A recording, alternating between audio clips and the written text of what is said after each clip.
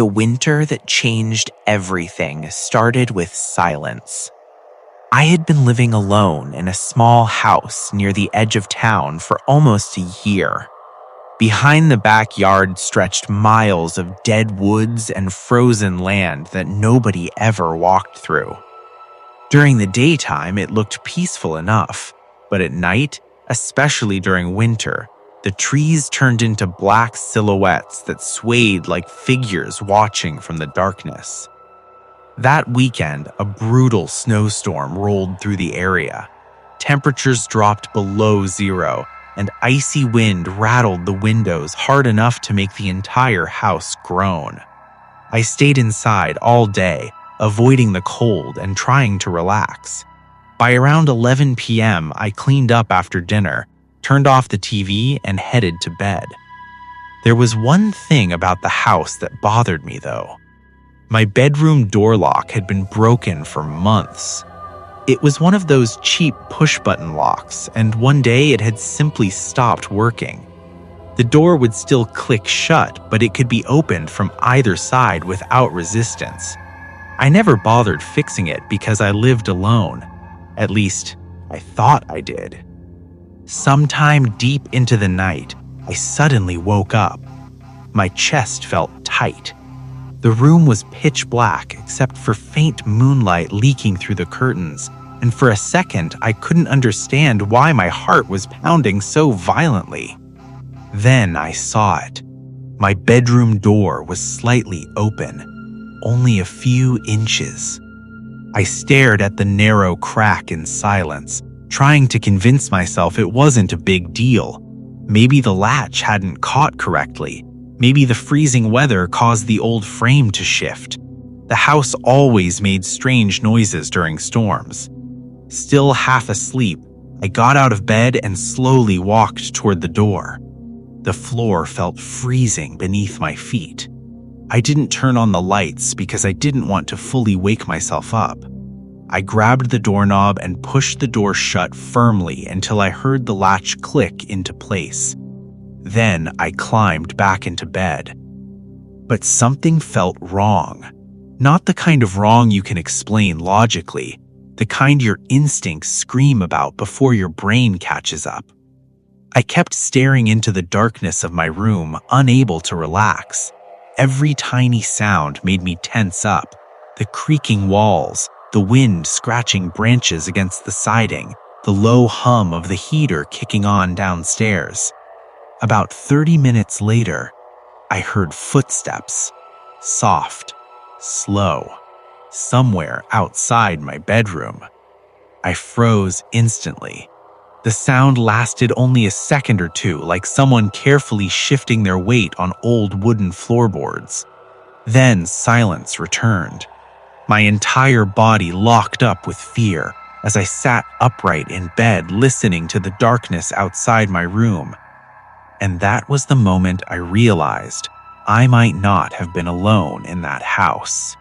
I stayed completely still in bed, barely even breathing.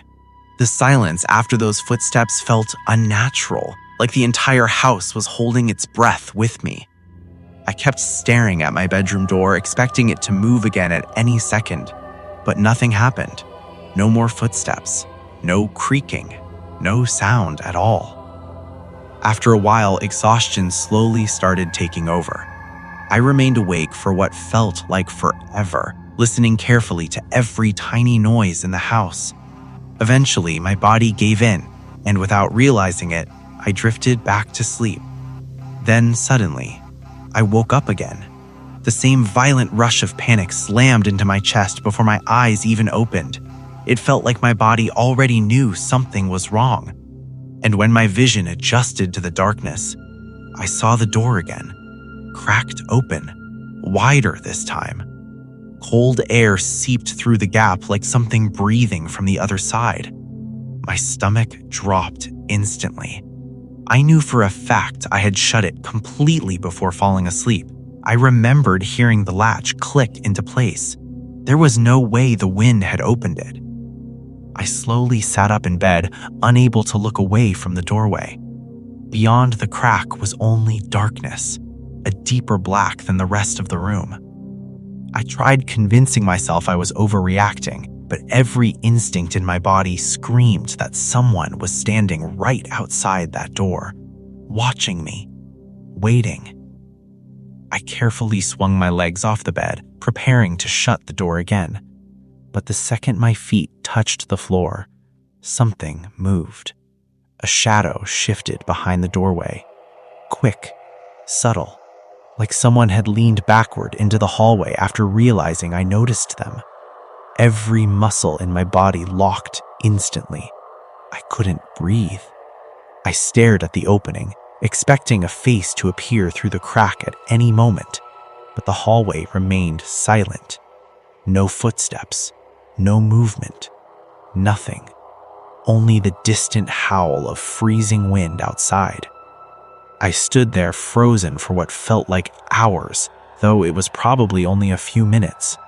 My heart was pounding so violently I could hear it echoing in my ears.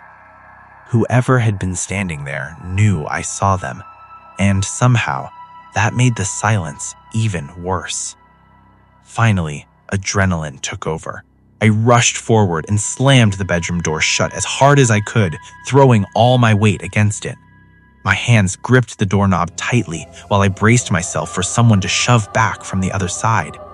But they didn't. For several horrifying seconds, there was only silence. Then, soft footsteps, slowly moving away down the hallway. Each step creaked against the old wooden floorboards. Step, step, step. I listened as the footsteps descended the staircase toward the first floor, toward the back of the house. Then everything went quiet again. That silence terrified me more than anything else, because now I knew for certain someone had been standing outside my bedroom door in the middle of the night, and they had been watching me sleep. The second the footsteps disappeared downstairs, I grabbed my phone with shaking hands and called 911. I could barely get the words out. My voice kept cracking as I whispered to the operator that someone had been inside my house. I stayed pressed against the bedroom door the entire time, terrified I would suddenly hear footsteps coming back up the stairs. But the house stayed silent. Too silent. The operator told me officers were already on the way and instructed me to lock myself inside the room if possible. I almost laughed at that. The broken lock suddenly felt like the dumbest mistake I had ever made. Those 10 minutes waiting for the police felt endless. Every tiny sound made my heart stop. At one point, I thought I heard movement outside near the backyard. Another time, it sounded like someone lightly touched the wall downstairs. I couldn't tell what was real anymore and what fear was creating inside my head. Finally, red and blue lights flashed through the curtains. I nearly collapsed from relief. The police searched the entire house from top to bottom. Closets, basement, bathrooms, every room. They checked the doors and windows but found nobody inside. No signs of forced entry either. One of the officers suggested maybe I had imagined parts of it because I had just woken up suddenly in the dark. But deep down, I knew what I heard. Someone had been there. While the officers questioned me in the kitchen, I explained how the footsteps had gone toward the back of the house before disappearing. That's when I accidentally looked through the kitchen window and saw him.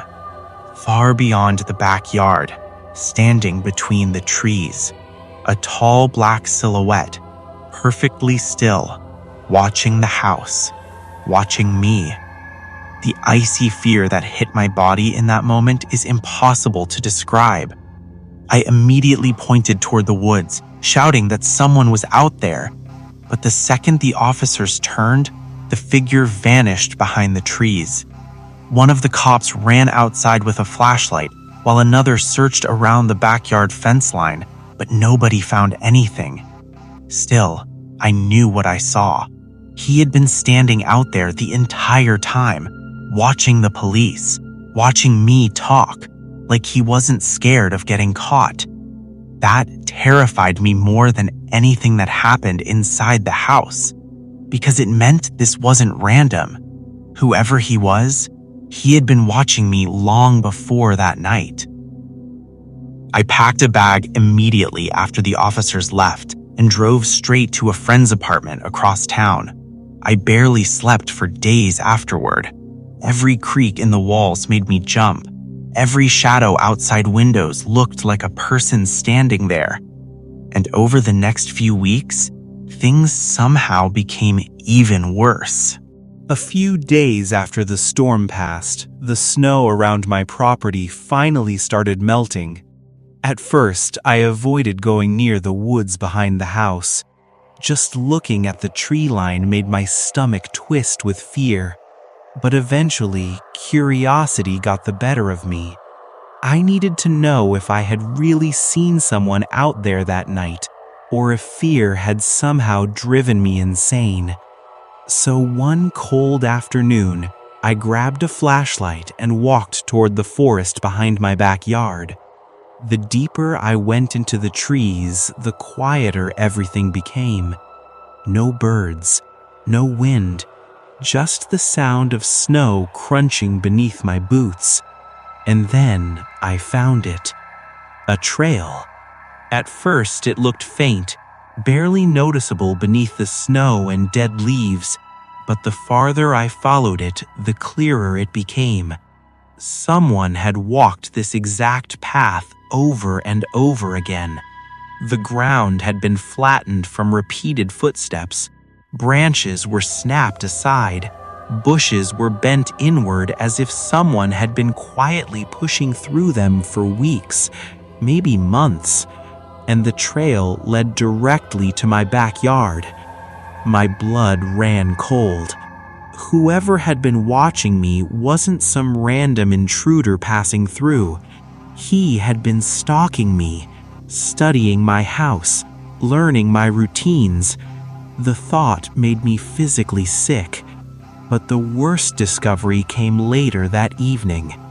After returning inside, I checked every single window and door in the house for damage. Most seemed fine until I reached one of the back windows near the laundry room. The lock was broken. Not shattered, not forced open, just damaged enough that the window could easily slide upward from outside without making much noise. I stared at it for several seconds before another horrifying realization slowly crept into my mind.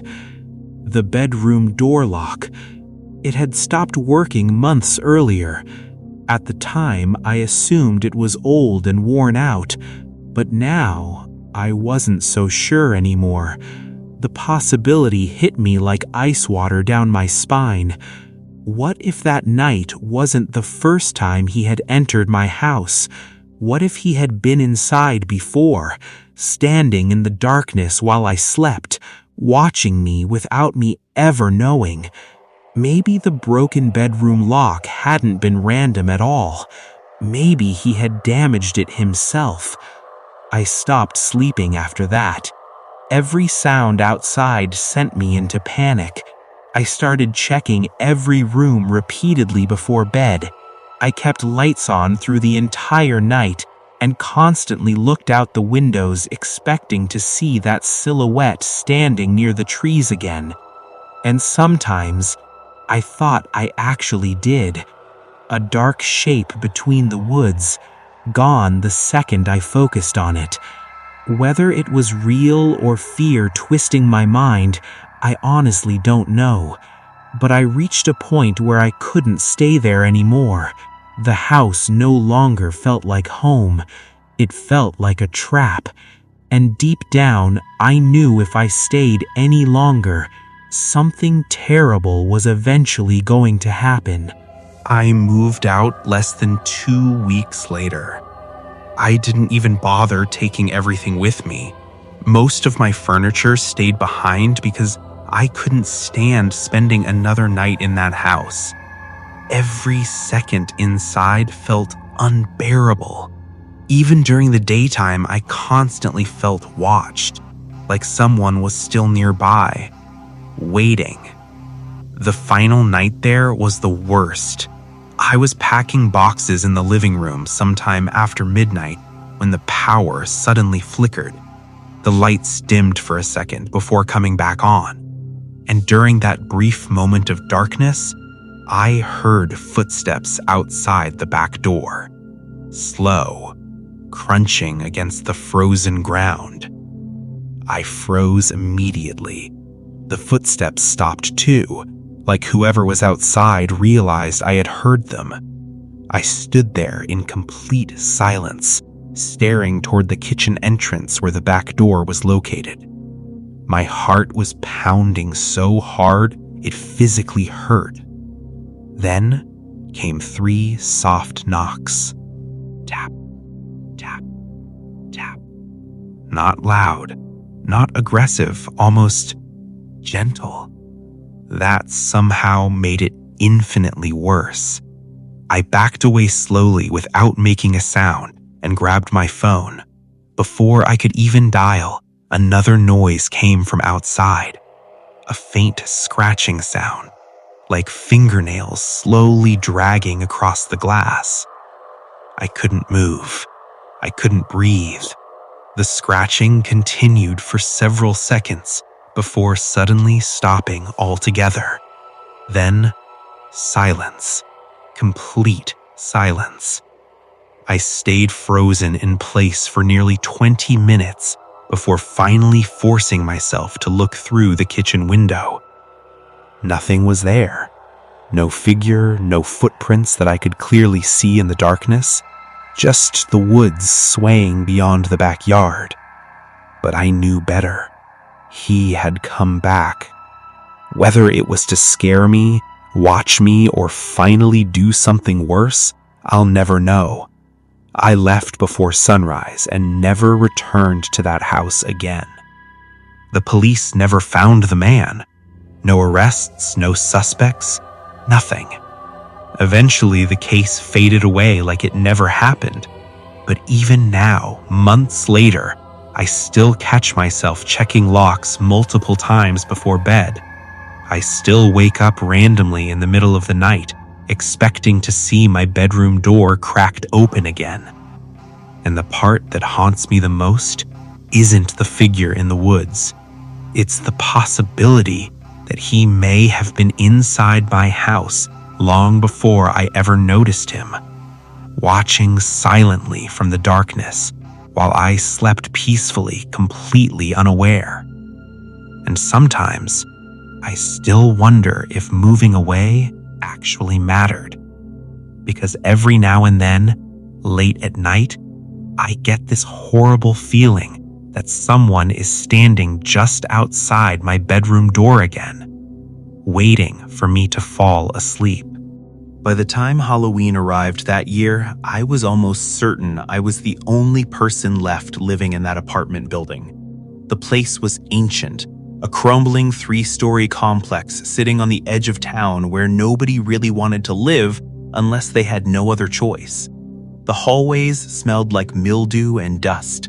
Pipes groaned constantly inside the walls, and parts of the ceiling looked ready to collapse at any moment.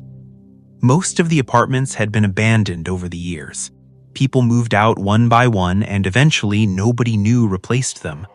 The landlord never renovated the empty units or even tried to rent them out again.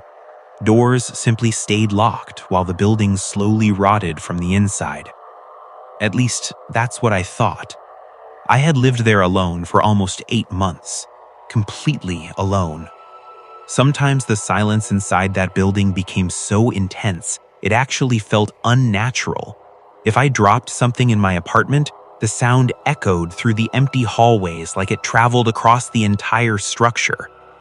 One afternoon, about a month before Halloween, I left clothes running in the dryer before work. As I walked down the stairwell, I could hear the dryer thumping through every floor of the building. That's how empty it was. So when someone knocked on my apartment door that Halloween night, I nearly had a heart attack. 3 loud knocks echoed through my living room around 9 p.m. Bang, bang, bang. froze instantly.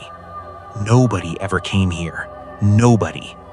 My TV was still playing quietly in the background as I slowly stood from the couch. Every instinct told me not to open the door, but curiosity pulled me forward anyway.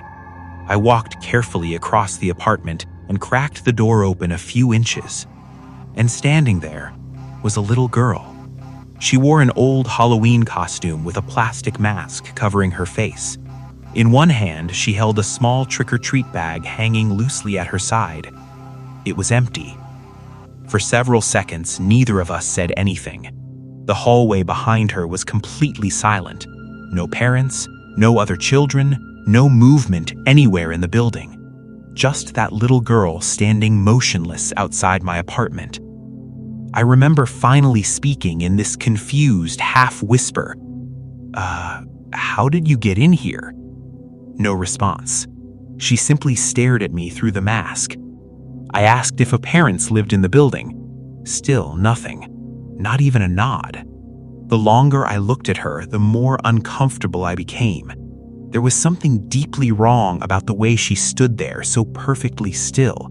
Like she wasn't nervous, wasn't excited, wasn't acting like a child at all. I leaned slightly into the hallway to look around. Dead silence. Then, suddenly, the girl turned around without a word and slowly walked toward the staircase at the end of the hallway. I stood there listening as her footsteps descended the stairs one floor at a time. Then, the sound stopped, and just like that, she was gone. But instead of relief, an overwhelming sense of dread settled into my chest, because deep down, I knew that little girl had never come there for candy. I closed and locked my apartment door the second the girl disappeared downstairs, but my hands were shaking. Something about that encounter felt horribly wrong, and the more I thought about it, the less sense it made. Why would a child be inside an abandoned apartment building on Halloween night? And where were her parents? I stood near the living room window for several minutes, staring down at the parking lot below. My old car sat alone under the flickering streetlight, exactly where I had left it.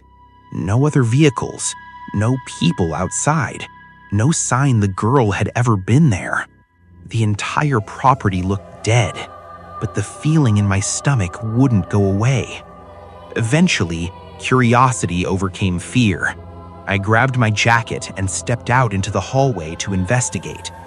The second I opened my apartment door, cold, stale air drifted through the corridor.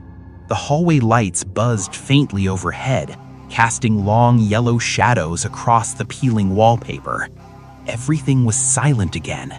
Too silent. I slowly walked toward the staircase, listening carefully for any movement below me, but heard nothing except the old building creaking deep inside the walls. When I reached the first floor, I looked through the glass front entrance. Still nobody outside. The parking lot remained completely empty. I was about to head back upstairs when something caught my attention beside the front door. The old security keypad. A tiny red light was blinking on it. I stopped immediately. That keypad hadn't worked since the day I moved in. The buttons were dead, the wiring supposedly disconnected, and nobody in the building ever used it. But now the light was flashing slowly in the darkness. Link, link, link. A chill crawled down my spine. I tested the front door to make sure it locked properly, and thankfully it did. Still unsettled, I turned around and started heading back upstairs as quickly as possible. That's when I noticed something. One of the apartment doors on the second floor was open. I froze halfway up the staircase. That door had absolutely been closed earlier. I stared down the dark hallway leading toward the open apartment, feeling my heartbeat quicken. "Hello?" I called out. My voice echoed through the empty building. No answer. The apartment beyond the doorway was pitch black inside. I don't know why, but every instinct in my body screamed at me to run back to my room immediately. So I did. I practically rushed upstairs and slammed my apartment door shut behind me, locking it instantly.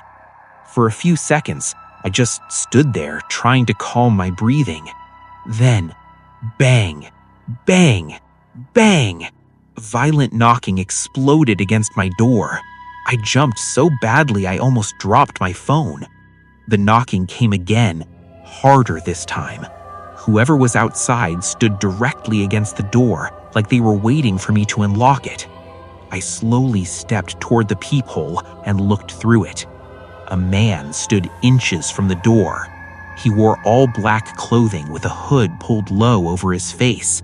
And behind him, I heard more footsteps approaching through the hallway.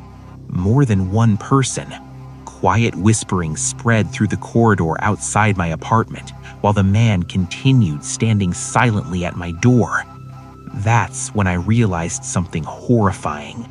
The little girl hadn't come alone, and whatever was happening, it was only beginning. The second I stepped away from the peephole, survival instincts completely took over. I grabbed my phone and dialed 911 with trembling fingers while backing farther into the apartment. Outside the door, the whispering continued between multiple people, low enough that I couldn't understand the words, but I knew they were coordinating something. The dispatcher answered, and I whispered as quietly as possible that several strangers were outside my apartment trying to get in. Before I could finish explaining, the doorknob rattled violently. I nearly screamed. Whoever was outside had started testing the lock. The man pushed against the door hard enough to make the frame creak, while the others whispered behind him. I could hear footsteps moving around in the hallway like they were checking the other side of the apartment building too. The dispatcher told me officers were on the way and ordered me to hide immediately. The problem was, my apartment was tiny. There was nowhere good to hide. One bedroom, a bathroom, a small kitchen. That was it. Then I remembered the balcony. The sliding glass door in the living room led to a narrow balcony covered by old blinds. It wasn't much, but it was the only place where someone might not immediately see me. I ran over there quietly and slipped outside, crouching low behind the blinds, while gripping my phone so tightly my hand hurt. The freezing Halloween air cut through my jacket instantly. Then everything went silent outside my apartment door. For several seconds, there was nothing. No whispering, no knocking, no movement. And somehow, that silence felt worse. A loud metallic thump suddenly echoed through the building. My heart stopped. A second later, light spilled into my apartment. They had opened the door. I watched through tiny cracks in the blinds as two men stepped inside my apartment wearing dark hooded clothing. One held a flashlight while the other slowly scanned the room like he expected to find me hiding nearby. Neither of them spoke. The flashlight beam moved across my living room walls, kitchen counters, and bedroom doorway while they searched quietly.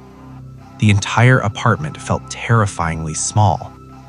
One of the men walked closer to the balcony entrance, so close I could hear him breathing. I pressed myself against the wall outside, barely daring to move. The blinds shifted slightly in the cold wind, and for one horrifying second I thought he saw me. But instead, he simply stared toward the balcony for several silent moments before turning away. The two men continued searching the apartment for another minute before eventually leaving. I heard their footsteps disappear back into the hallway.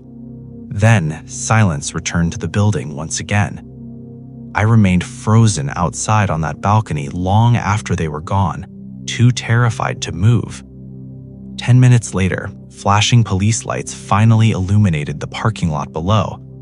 And that's when I realized something even more disturbing than the break-in itself. Those men had known exactly which apartment to target, which meant someone had been watching me long before Halloween night. When the police finally arrived, I rushed back inside and unlocked the apartment door for them. My entire body was trembling from the cold and adrenaline. The officers searched every floor of the building while I explained everything that had happened. The little girl, the strange man outside my door, the whispering voices, and the break-in. But the deeper they searched, the stranger things became. Every apartment in the building was empty, completely empty. Dust covered the floors inside most of the units like nobody had entered them in years. Some apartments still had old furniture left behind beneath white sheets, making them look almost like forgotten graves, frozen in time. The officers checked the basement, stairwells, laundry room, and roof access. Nobody was there. No signs of forced entry either. One of the cops eventually spoke with the property owner over the phone, and that conversation chilled me more than anything else that night. Legally, I was the only tenant still living in the building. No maintenance workers, no other renters. Nobody should have been inside besides me. The officers believed the intruders likely entered through one of the abandoned apartments, using an old broken window or service entrance somewhere in the building. But that still didn't explain the little girl, because according to nearby neighbors, nobody had seen children around the property in a very long time. After the police finished their investigation, they strongly advised me not to stay there alone anymore. I didn't argue. That apartment suddenly felt poisoned, corrupted, like the entire building had been silently waiting for something terrible to happen. Before leaving for the night, I gathered some clothes and essentials while officers escorted me through the hallways. And while packing, I noticed something that nearly stopped my heart. On the inside of my apartment door, just beneath the peephole, were several faint scratch marks. Long, thin, fresh, like someone had dragged something sharp across the wood recently. I stared at them silently while a horrible realization crept into my mind. What if those men had been there before, watching me, testing the locks, learning my routines? And what if the little girl was never there to trick-or-treat at all? What if she was only there to make me feel safe enough to open the door to strangers later? The thought made me physically sick. I left with the officers that night and stayed at a motel across town. But even there, sleep never came easily. Every sound outside my room jolted me awake. Every knock somewhere down the hallway made my chest tighten. Because no matter how far away I got from that apartment building, I couldn't shake the feeling that those people weren't random criminals. It felt planned, deliberate, like I had been specifically chosen. And that terrified me far more than the break-in itself. I moved out the next morning. I didn't wait for anything else. I didn't go back inside the apartment again, not even once. I left most of my belongings behind because the idea of walking back through that hallway again felt impossible. The motel I stayed at across town felt safer, but only slightly, because now I couldn't stop thinking about the building, about the girl, about the men in the hooded clothing, and about how easily they had gotten inside. The police followed up with me a few days later, but they didn't have answers. The security footage from outside the building was useless, too dark, too old, too broken. It only showed static shadows near the entrance around the time I reported the incident. No clear faces, no identities, nothing useful. Eventually, the case was treated as a possible trespassing incident and quietly pushed aside, but I couldn't let it go. Something about it didn't feel like random crime. It felt staged, like every piece of it had been carefully arranged. The empty building, the sudden appearance of the little girl, the blinking keypad, the open apartment door, and then the men arriving right after I reacted. It all felt too connected to be coincidence. A few weeks later, I went back one final time during daylight just to see the building from outside. I didn't go in. I just stood across the street and watched it. And that's when I noticed something I hadn't seen before. One of the second-floor windows, an abandoned unit, was slightly cracked open, just barely, but enough to let someone slip inside without forcing anything. I stood there for a long time just staring at it, and for a moment, I swear I saw movement behind the curtain, a small shape, still, watching. I left immediately after that and never returned. I don't know who those people were. I don't know why they chose that building, and I don't know what the little girl really was. But I do know one thing for certain. That building was never as empty as it looked, and sometimes I still think about the fact that I was only alone there because someone allowed me to believe I was. I used to work the night shift at a small shipping warehouse just outside of town. It wasn't anything impressive, just a long, cold concrete building surrounded by empty roads and dark woods. 3 loading docks in the back, a tiny office in the front, and endless rows of metal shelves stretching deeper than they should have. Most nights, there were at least 2 or 3 of us working. But during the slow season, management cut hours, and for a couple of weeks, I was completely alone from midnight until 6 a.m. At first, I didn't think it would be a big deal. The job was simple: scan packages, organize pallets, print labels, repeat.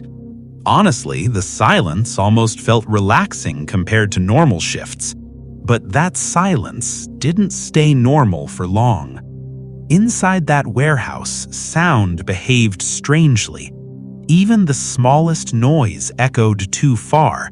A dropped box sounded like it came from the other side of the building. A metal shelf shifting slightly felt like footsteps moving between aisles. And outside the building, there was nothing but forest. No streetlights nearby, no passing cars most of the night. Just darkness pressing against the walls. One night in particular started off completely normal. I put in my earbuds, tried to ignore how quiet everything was, and focused on work near the back corner of the warehouse. For a while, everything felt fine, until I heard it. Footsteps. Soft. Slow. Coming from the front office area. I paused immediately. Took one earbud out, listened. Nothing.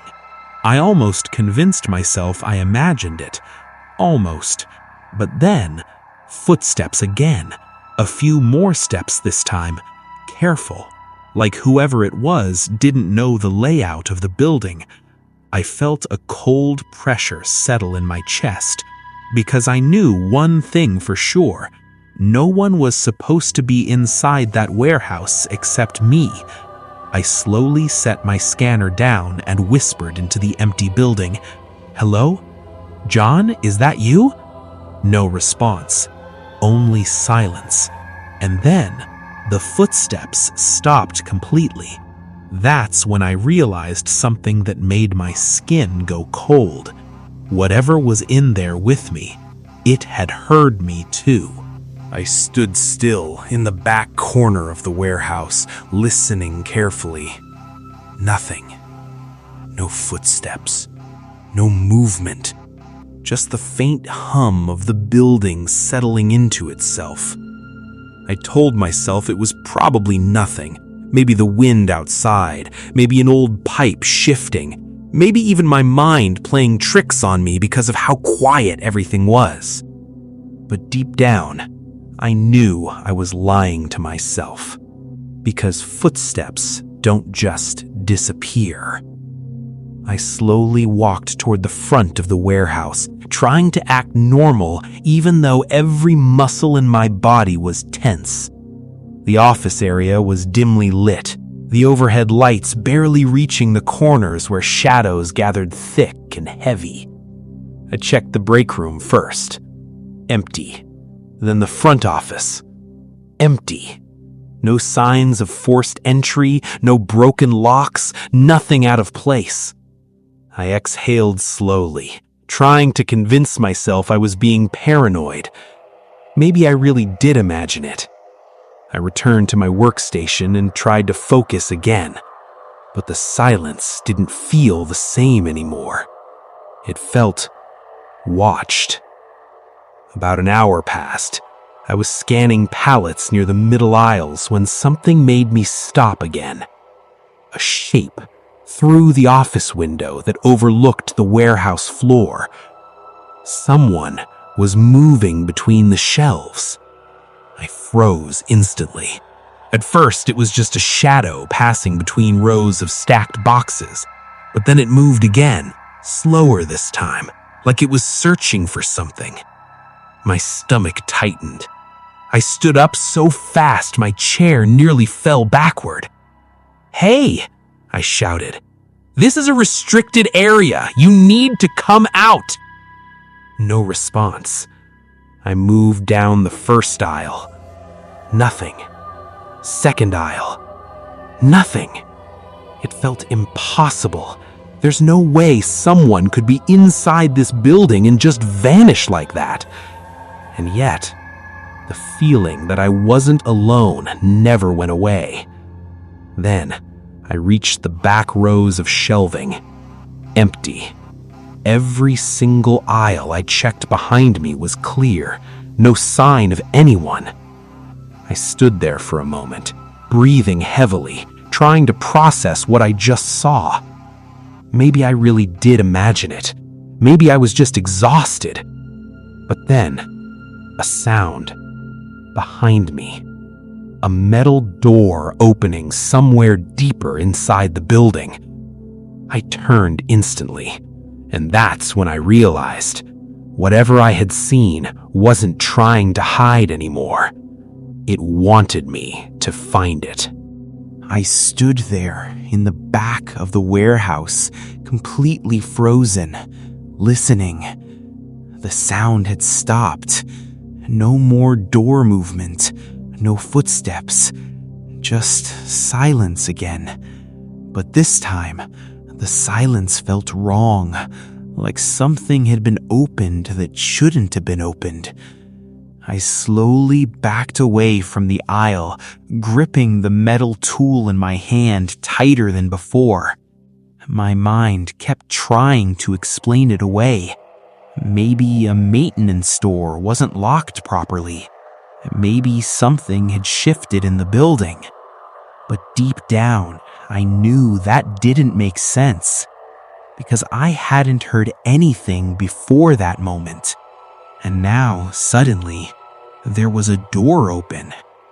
I forced myself to move toward the direction of the sound, passing row after row of tall metal shelves. The deeper I went, the darker the warehouse felt, even though the lights were technically on. It felt like the lights wasn't reaching everything anymore, like the shadows were getting thicker. I reached the side corridor that led to the manager's offices and restricted rooms. I had never been back there before. Employees weren't supposed to go in without permission. The metal door at the entrance was slightly open, just a crack. My breathing slowed without me meaning to. I pushed it gently. It creaked. Inside was a narrow hallway lined with doors. Most were labeled storage, electrical, security, but everything looked old and barely used. I took a step inside, then another. The air felt colder here, too cold. And that's when I heard it again. Footsteps behind one of the closed doors. Slow, deliberate, moving closer. I stopped instantly, my entire body locking up. "Hello?" I called out again, trying to sound firm. "You need to come out right now." No answer, but the footsteps stopped too, like whoever was inside was now standing still, listening to me, just like I was listening to them. I swallowed hard and stepped closer to the nearest door. My hand hovered over the handle. For a few seconds, I didn't move. Then, the handle on the door at the end of the hallway slowly turned from the inside. Click. Slowly, intentionally. And my heart dropped into my stomach, because now I knew for sure I wasn't imagining anything. Someone was really in here with me, and they knew exactly where I was. I didn't move for a second. I just stood there staring at the end of the hallway, watching that door handle slowly settle back into place after turning from the inside. The silence that followed felt heavier than before, like the building itself was waiting to see what I would do next. I tightened my grip on the metal tool in my hand and forced myself to take a step forward. Then another. Every footstep I took sounded too loud in the narrow hallway, echoing off the concrete walls. "Who's there?" I called again, but my voice came out weaker than I intended. No answer, only that same suffocating quiet. I reached the first door on my left, storage room, closed. Second door, electrical room, closed. Everything looked normal, but nothing felt normal. And then I saw it. At the end of the hallway again, the same door handle slowly moved a few millimeters, not fully turning this time, just enough to let me know whatever was behind it was still there, and it was listening. My instincts screamed at me to turn around and leave, but I couldn't shake the feeling that if I ran now, I would be giving whatever this was exactly what it wanted. I stepped closer to the last door. My hand shook as I reached for the handle. The moment my fingers touched it, a loud metallic sound slammed from inside the room. Bang! I jerked my hand back instantly. Something inside had hit the door from the other side, hard. The entire hallway felt like it vibrated from the impact. I took a step back, heart racing out of control. And then I heard it. A voice, very faint, on the other side of the door. Not clear enough to understand words, but clearly human. Slow, low, almost whispering through the thick metal. I froze completely. My mind tried to process what I was hearing. There was someone inside that room, not just hiding, not just watching. They were speaking, as if they had been waiting for me to get close enough.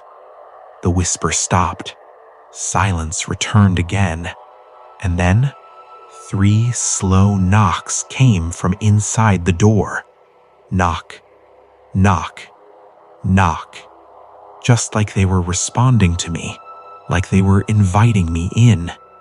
I stepped back immediately, my breathing getting faster and more uneven. This wasn't random anymore.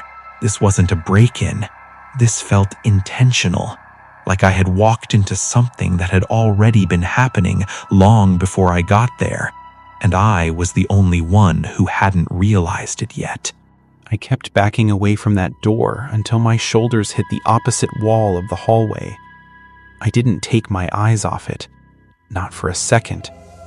The door stayed still now. No more knocking, no more movement, just silence again. But it wasn't the kind of silence that meant safety. It was the kind that comes right before something happens. I realized I couldn't stay there any longer. Whatever was inside that room, it wasn't going to stay inside forever. I turned slowly and started walking back toward the main warehouse floor, keeping my pace controlled even though every instinct in my body was screaming at me to run. Halfway down the hallway, I heard it again. Footsteps behind me. Not fast, not chasing yet, just following, matching my pace. I stopped. The footsteps stopped too. I turned my head slightly, not fully looking back. Nothing was there, but I felt it, right behind me, close enough that if I reached out, I would touch it. I moved again. So did it. That's when I broke. I ran. I burst out of the hallway and back into the warehouse floor, my footsteps echoing violently through the empty space. The shelves blurred past me as I ran toward the front office. And behind me, I heard it now. Actual running. Heavy. Fast. Closing distance. I didn't look back. I slammed into the office, grabbed the door, and locked it with shaking hands just as something hit the metal from the other side. Bang! The entire door shook. Then again. Bang! I stumbled backward and grabbed my phone, dialing emergency services while watching the door like it might explode at any second. More hits followed. Harder. Angrier. The office window rattled next as something moved outside it. A shadow passed across the glass. Then another. At least 2 people. Maybe more. They were circling the office, trying to find a way in. I backed into the corner, holding the wrench like it could actually protect me. And then, everything stopped. No more movement. No more sounds. Just silence. I stayed locked in that office for what felt like hours, until I finally heard sirens in the distance. Red and blue lights flashed through the warehouse windows a few minutes later. When the police arrived, they searched the entire building, top to bottom, inside and out.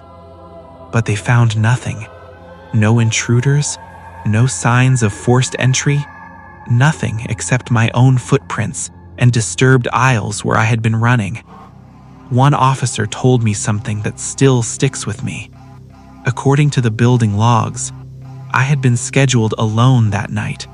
No one else was ever assigned, and the restricted hallway door I had seen, it was supposed to be permanently sealed years ago, but when they checked it, it was wide open, and inside the room behind it, there was nothing. No furniture, no storage, just an empty space with fresh scuff marks on the floor, like something had been standing there recently, waiting. After that night, I quit immediately. I never went back. But even now, sometimes when I hear slow footsteps in empty places, I remember that warehouse, and I can't shake one thought. Whatever I encountered that night, it wasn't trying to break in. It was already inside. It was just waiting for me to notice it.